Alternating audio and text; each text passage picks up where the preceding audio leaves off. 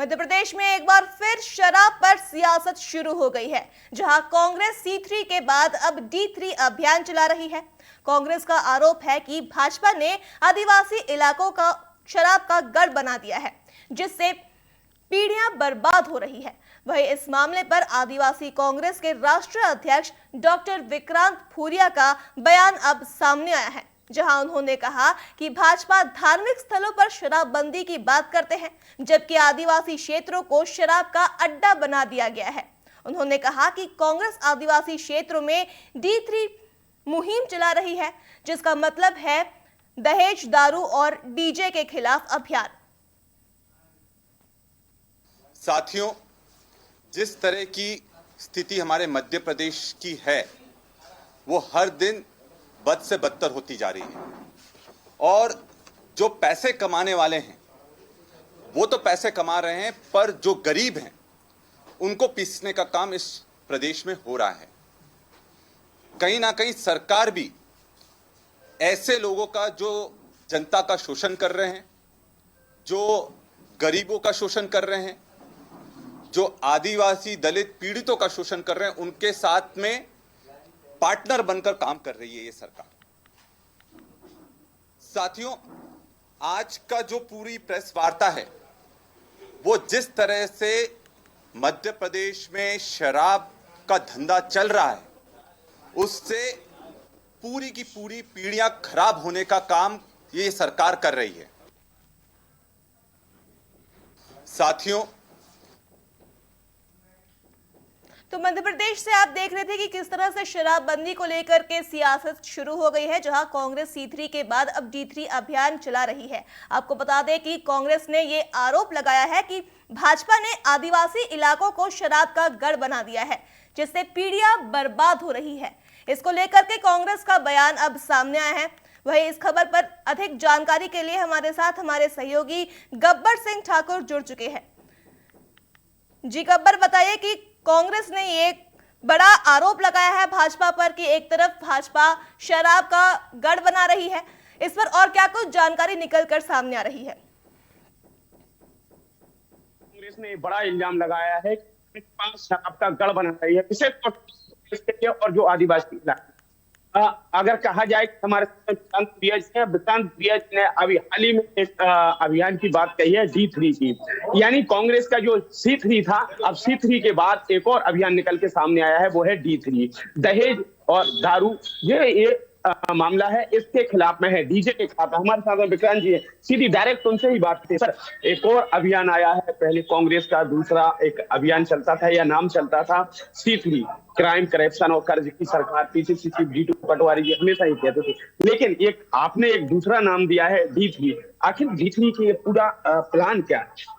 देखिए, हमारा समाज में सबकी बैठक हुई। ये जो आंदोलन है सामाजिक आंदोलन, इसमें सारे सरपंच, पंच, तड़वी इकट्ठा हुए और सबने ये निर्णय लिया कि हमें अपने समाज के अंदर की कुरीतियों को खत्म करना है। तो समाज के लिए सबसे बड़ी कुरीतियां क्या हैं?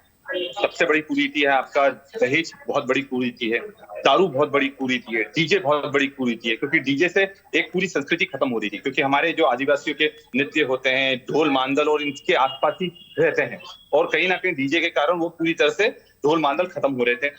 दहेज के कारण वैसे ही हमारा समाज गरीब है, पैसे है नहीं, तो दहेज में पूरा पैसा चला जा रहा था। भले ही नियम बन गए, पर समाज उसके लिए तैयार नहीं था। और तीसरा है दारू। ये दारू पूरी की पूरी जो पीढ़ियां हैं उसको खराब करने का काम कर रहे हैं। तो इन तीनों को लेकर हमने मुहिम शुरू करी थी। सब लोग, सारे समाज, सब लोग साथ में आए थे और सबने ये निर्णय लिया था कि हम इसको पहले झाबुआ अलीराजपुर से शुरू करेंगे, क्योंकि कहीं ना कहीं जिस तरह से इस मुहिम में सबसे बड़ा अड़ंगा कौन बन रहा है? इस मुहिम का सबसे बड़ा अड़ंगा बन रहे हैं जो दारू का सिंडिकेट है, जो शराब के माफिया हैं। सरकार और दारू सिंडिकेट साथ में काम कर रहे हैं, और ये सिर्फ 400 करोड़ की बात नहीं है, ये 20,000 करोड़ का खेल चल रहा है वेस्टर्न मध्य प्रदेश में। अगर हम वेस्टर्न मध्य प्रदेश में 20,000 करोड़ का एक खेल चल रहा है, जिसमें पूरी की पूरी शराब गुजरात पहुंचाई जाती है। गुजरात को सप्लाई करने के लिए रतलाम हो, झाबुआ, अलीराजपुर, ये हमारे तीनों हमारी लोकसभा में आते हैं। इसमें 7 कॉरिडोर बनाए गए, 7 पैसेज बनाए गए, जिससे ये शराब होकर धार से और बाकी क्षेत्रों से होकर गुजरात तक पहुंच रही है। और एक तरफ सरकार बात करती है कि धार्मिक स्थलों पर हम शराबबंदी करेंगे, तो आदिवासी क्षेत्रों पर क्यों नहीं बंद करते? आदिवासी क्षेत्रों में शराब बंद होना चाहिए, क्योंकि सबसे ज्यादा जो नुकसान हो रहा है हमें हो रहा है। सिर्फ महुए के अलावा बाकी सभी शराब पर प्रतिबंध लगना चाहिए, क्योंकि उसमें पारंपरिक रूप से उसका उपयोग हमारे संस्कृति में होता है। बाकी सब जब तक आप बंद नहीं करेंगे तब तक आप आदिवासियों का भला नहीं कर सकते। लेकिन आपने एक बात कही है कि महुआ की जो शराब है, महुआ की शराब क्योंकि माना जाता है कि पारंपरिक है और सभी जगह गांव इलाकों में आपको मिलती है, लेकिन वो भी तो एक नशा होता है। देखिए, उसका हमारा पूजा पाठ में उपयोग होता है। जिस तरह से गंगा जल का हिंदू रीति रिवाज में उपयोग होता है, वैसे महुए का गंगा जल की जगह हमारे पारंपरिक रूप से उसका उपयोग होता है। तो जो हमें पारंपरिक, क्योंकि 5 लीटर का तो सरकार की अनुमति है इसमें कि 5 लीटर तक का कोई भी ले जा सकता है, कोई उस पर दिक्कत नहीं है। तो ये जो परंपरा से जुड़ा हुआ है, जो फूल से तैयार होती है, और फूल कोई सिर्फ 3 महीने आता है, तो ये जो फूल से तैयार होती है, तो इस पर प्रतिबंध नहीं होना चाहिए, बाकी सारी शराबों पर प्रतिबंध लगना चाहिए। मतलब अगर कहा जाए कि जो शराब का जो आपने सिंडिकेट की बात कही है कि शराब से जो टैक्स होता है सरकार के लिए एक बड़े रूप में जाता है, बड़े ठेकेदार इसमें काम करते हैं, बड़ी कंपनियां काम करती, लेकिन ये जो पारंपरिक शराब है, ये देसी शराब है, एक व्यक्ति घर पे भी बना लेता है महुआ के हिसाब से। बिल्कुल सही है। और देखिए क्या है, इसको बनाने का जो तरीका है वो जटिल है, वो बहुत बड़ी मात्रा में तैयार नहीं होती है। जो सिर्फ पूजा पाठ हो और सिर्फ घर के उपयोग के लिए उसी में उपयोग होता है, और इसके जो सेहत पर जो नुकसान है, जिस तरह से जो आपकी जो केमिकल से तैयार होती है, इसका सेहत पर बहुत नुकसान होता है, उसका सेहत पर नुकसान नहीं होता है। और इस पर लेकर कुछ पहले योजनाएं भी चली थी कि हम इसको पैकेजिंग करवाएंगे सरकार पर, वो सब धरी की धरी रह गई है। और हकीकत यह है कि सिर्फ झाबुआ, अलीराजपुर और जो पूरा वेस्टर्न एमपी है, इसको एक सप्लाई सेंटर की तरह यूज कर रहे हैं, एक स्टोरेज की तरह यूज कर रहे हैं, और बदनाम आदिवासी हो रहे हैं। पूरा फायदा सरकार और सिंडिकेट उठा रही है। अगर दूसरी बात की जाए, आपने एक शराब की बात की, क्योंकि D3 दो चीजें और हैं इसमें, दहेज की बात है। दहेज, देखिए उसके लिए नियम तो आगे कि दहेज नहीं लेना चाहिए, पर हमारे जो अगर हम हमारे समाज की बात करें, जीव समाज में, इसमें जो पहले संस्कृति चल रही थी दहेज की, उसमें बहुत ज्यादा कोई भी मानने को तैयार नहीं था। पर जब से ये मुहिम शुरू हुई है, उसको पूरी तरह से खत्म करने का हम प्रयास कर रहे हैं, और इसमें समाज भी साथ आया, सबसे अच्छी बात है। तो जो पहले उधार लेकर आते थे और उसके बाद गिरवी रखते थे, जमीन गिरवी रखते थे, फिर उनका शोषण होता था, वो अब कम होना शुरू हुआ है, झगड़े होना कम शुरू हुए। जो FIR होती थी, आपस में झगड़ते थे, एक्सीडेंट होते थे, जो अस्पताल में भर्ती होते, तो ये सब पर एक कहीं ना कहीं रोक देखने को हमको मिली है, जिससे हमको बहुत फायदा समाज को हो रहा है। दो बातें तो आपकी मुझे समझ में आई कि जो आपका शराब का काम है वो बंद होना चाहिए। दूसरा, दहेज प्रताड़ना से कई ऐसे केस आते हैं कि परिवार के परिवार उजड़ जाते हैं। लेकिन एक और D3 में एक और पॉइंट है, वो है डीजे से अगर हम देखा जाए कि एक जो भी कार्यक्रम होते हैं, चाहे आपके यहाँ हो, मेरे यहाँ हो, समाज में किसी के यहाँ भी हो, तो हमेशा संगीत का उपयोग किया जाता है। ऐसे में जो डीजे का उपयोग करते हैं, जो डीजे संचालक है, उन्हें कहीं ना कहीं ये दिक्कत नहीं आएगी, बेरोजगारी? देखिए, इसमें मैं एक ही चीज कहना चाहूंगा कि इनके रोजगार से दिक्कत नहीं है। दिक्कत यह है कि आदिवासी संस्कृति खत्म हो गई। अगर आदिवासी सबसे पुराना व्यक्ति है, आदिकाल से हम लोग यहाँ हैं, यहाँ के मूल निवासी हैं, और हमारी अगर संस्कृति खत्म हो जाएगी तो फिर ऐसे पैसे का क्या मतलब है?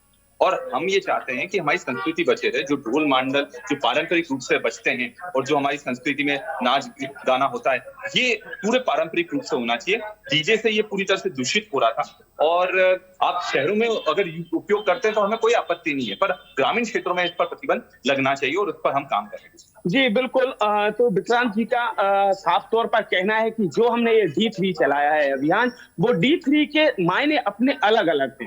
शराब की बात उन्होंने की, दहेज की बात उन्होंने की, लेकिन एक बात जो सामने आई वो डीजे की आई। तो डीजे में उनका कहना है कि हम शहरी इलाके में मना नहीं कर रहे हैं कि आप डीजे नहीं बजाइए, लेकिन जो ग्रामीण इलाके हैं, जो आदिवासी इलाके हैं, उन इलाकों में इन डीजों की वजह से जो पारंपरिक उनके जो संगीत है, पारंपरिक जो उनके कार्यक्रम है, वो कहीं ना कहीं लुप्त होते जा रहे थे। जो पैसे वाले लोग हैं वो व्यक्ति डीजे का उपयोग करते हैं। साथ ही कई ऐसी चीजें आई, एक और चीज निकल के सामने आई कि डीजे से आजकल लोगों के लिए प्रॉब्लम हो रही है, हार्ट अटैक अधिक आ रहे हैं। विक्रांत जी, एक और बात ये निकल के सामने आ रही है कहीं ना कहीं कि जो डीजे हैं, डीजे जब बजते हैं तो लोगों के लिए दिक्कत होती है। कहीं गली कूचे में डीजे बजते हैं, बड़ी बिल्डिंग होती है, उसके नीचे जब डीजे बजता है, उसकी धमक से जो बुजुर्ग हैं या फिर जो हार्ट पेशेंट होते हैं, बीमार लोग होते हैं, उन्हें दिक्कत आती है। हाँ, बिल्कुल सही बात है। ये देखने में बहुत ज्यादा आ रहा है कि कई लोग नाचते नाचते डीजे के साथ में